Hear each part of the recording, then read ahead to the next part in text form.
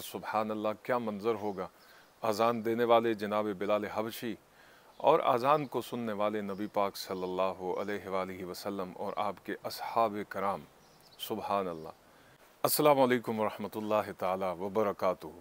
मैं उम्मीद करता हूँ आप सब खैरियत से होंगे, जहाँ भी होंगे अल्लाह ताला आपको अपनी हिफ्ज़ व अमान में रखे। आज की वीडियो का उन्वान है अज़ान और उसका जवाब देने की फ़जीलत, और अज़ान देने वाले का मकाम क्या है, अज़ान सुनकर उसका जवाब देने वाले का मकाम क्या है। वीडियो शुरू करने से पहले हमेशा की तरह आपसे मुल्तमिस हूँ, अगर आप इस चैनल पर नए आए हैं तो आपसे मैं गुजारिश करता हूँ कि इस चैनल को दीन ऑनलाइन को सब्सक्राइब कीजिए और बेल आइकन के बटन को ज़रूर प्रेस कीजिए, और सवाब की नीयत से इस वीडियो को दूसरों तक ज़रूर पहुँचाइए। अल्लाह हम सब का हामी व नासिर हो। एक दिन हुज़ूर सल्लल्लाहु अलैहि वसल्लम अपने असहाब के साथ तशरीफ़ फरमा थे। इतने में हज़रत बिलाल हबशी ने आज़ान देनी शुरू की। अल्लाह अकबर सुबहान अल्लाह, क्या मंज़र होगा। आज़ान देने वाले जनाब बिलाल हबशी और अज़ान को सुनने वाले नबी पाक सल्लल्लाहु अलैहि वसल्लम और आपके असहाब कराम, सुबहान अल्लाह। तो हज़रत बिलाल हबशी जब आज़ान दे चुके तो हुज़ूर सल्लल्लाहु अलैहि वसल्लम ने अपने असहाब से इरशाद फरमाया कि जो शख्स मुअज़्ज़िन के कलिमात की मानन इन्हीं कलिमात को यानी आज़ान के कलिमात को दोहराता है तो अल्लाह ताला उसे जन्नत में ज़रूर दाखिल करेगा।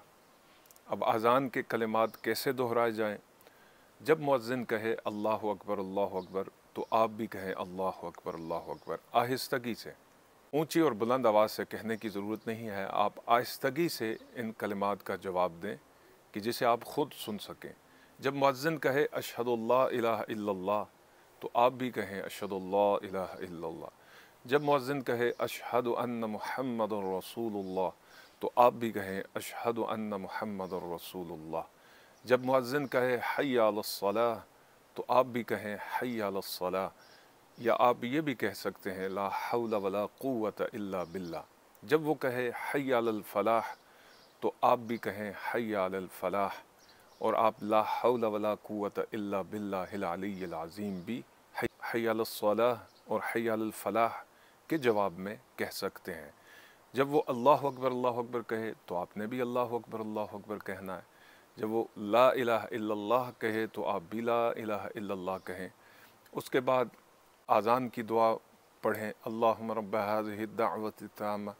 ठीक है, फिर ये दुआ पढ़ने के बाद आप अपने लिए अल्लाह से जो भी दुआ मांगेंगे अल्लाह ताला उसको ज़रूर कबूल करेगा, इसलिए कि हुज़ूर सल्लल्लाहु अलैहि वसल्लम ने इरशाद फरमाया कि जब मुअज़्ज़िन आज़ान देता है, मुकब्बिर अक़ामत पढ़ता है, तो ये वो वक्त है कि इसके दरमियान में वो जो कुछ भी अल्लाह से मांगे तो अल्लाह उसे ज़रूर अता करेगा। इसी तरह से अज़ान देने वाला भी अपने लिए दुआ कर सकता है अज़ान के बाद, अक़ामत से पहले, अक़ामत के दौरान दूसरे लोग भी, और जो मुक़्तदी हज़रात नमाज के इंतज़ार में बैठे होते हैं उनके लिए ये बड़ा कीमती और अनमोल वक्त है। इस वक्त से फ़ायदा उठाना चाहिए कि अज़ान के बाद से लेकर अक़ामत तक ये जो दरमियान में वक्फ़ा है ये कबूलियत दुआ का वक्फ़ा है। नबी पाक सल्लल्लाहु अलैहि वसल्लम ने अपने अहादीस में इस वक्त का ज़िक्र किया है कि ये वक्त दुआओं की कबूलियत का वक्त है, तो लिहाजा इसमें ज़रूर दुआएं मांगी जाएं। नबी पाक सल्लल्लाहु अलैहि वसल्लम ने इरशाद फरमाया कि अज़ान और अक़ामत कहने वाले क़यामत के दिन इस हाल में अल्लाह की बारगाह में आएंगे कि उनकी गर्दनें दीगर लोगों से मुमताज़ होंगी, ऊंची होंगी, उनके दराज कद होंगे। ये इस वजह से होगा कि उन्होंने दुनिया में अल्लाह की रज़ा के लिए अज़ानें कहीं, अक़ामतें पढ़ीं। अल्लाह रब्बुल इज़्ज़त इन फ़यूज़ व बरक़ात को हमें समेटने की तौफ़ीक़ अता फ़रमाए। वीडियो को दूसरों से शेयर कर दीजिए सवाब की नीयत से। कुमुल्लाह खैरा, अल्लाह हम सब का हामी व नासिर हो। वस्सलामु अलैकुम व रहमतुल्लाहि ताला व बरकातुहू।